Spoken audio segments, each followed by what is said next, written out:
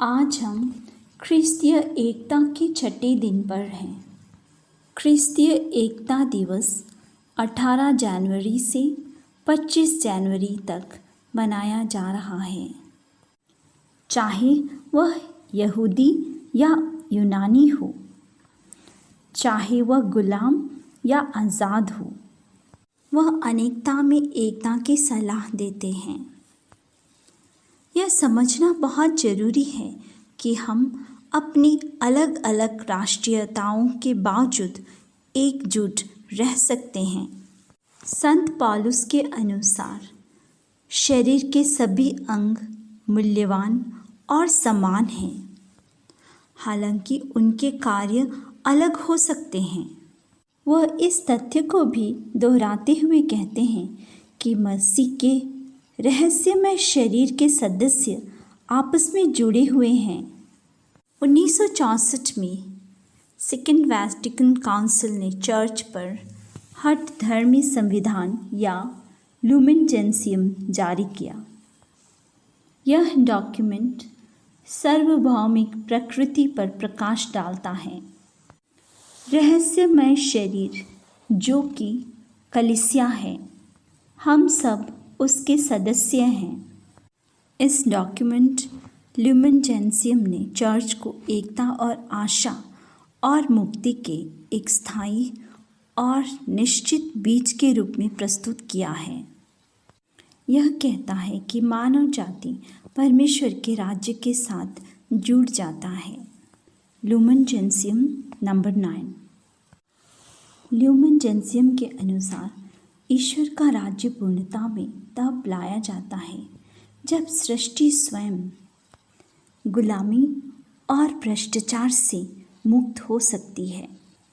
आज के पवित्र सुसमाचार में प्रभु यीशु ईश्वर के राज्य के बारे में चित्रित करते हैं कि यह राज्य सबों को शामिल करती है, चाहे वे गरीब, बंदी, अंधे, लंगड़े और उत्पीड़ित क्यों ना हो। जी हाँ, परमेश्वर के राज्य में वे सब शामिल हैं, चाहे वो समाज से बहिष्कृत क्यों ना हो। आइए हम याद रखें, यीशु ने उन्हें न केवल परमेश्वर के राज्य में शामिल किया, बल्कि उन्हें केंद्र में भी रखा। यह उनके अपने जीवन और उदाहरण से प्रमाणित है। असीसी के संत फ्रांसिस ने अपने रूपांतरण के शुरुआती चरण में ही इस तथ्य को महसूस किया था, इसलिए उन्होंने अपनी शुरुआत की समाज से बहिष्कृत लोगों के पास पहुंचकर परमेश्वर के राज्य की सेवा करना सोचा।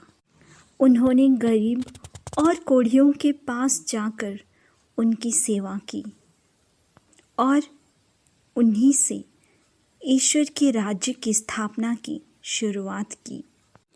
आइए हम मनन चिंतन करें और अपने आप से यह प्रश्न पूछें, क्या हम परमेश्वर के राज्य के बारे में यीशु के दृष्टिकोण को समझ लिया है?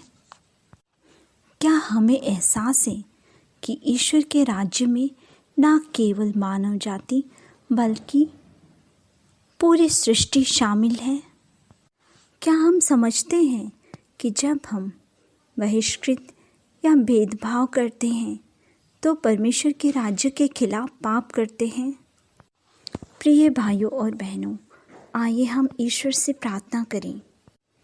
हे ईश्वर, हमारे माता और पिता, मुझे कृपा दें कि मैं यह प्रयास कर सकूं कि मैं किसी में भेदभाव ना करूं, गरीब, कोढ़ियों, लाचार लोगों में भेदभाव ना करूं, बल्कि उनको अपनी समान प्यार कर सकूं। मुझे शक्ति दे हे प्रभु, मैं ईश्वर के राज्य की स्थापना करने में सभी लोगों को शामिल कर सकूं। पूरी सृष्टि, गरीब, लाचार, बूढ़े और जो समाज से बहिष्कृत हैं, उन सबों को एकजुट कर सकूं, उनकी सेवा कर सकूं, उन्हें प्यार कर सकूं। हे यीशु, मुझे कृपा दें।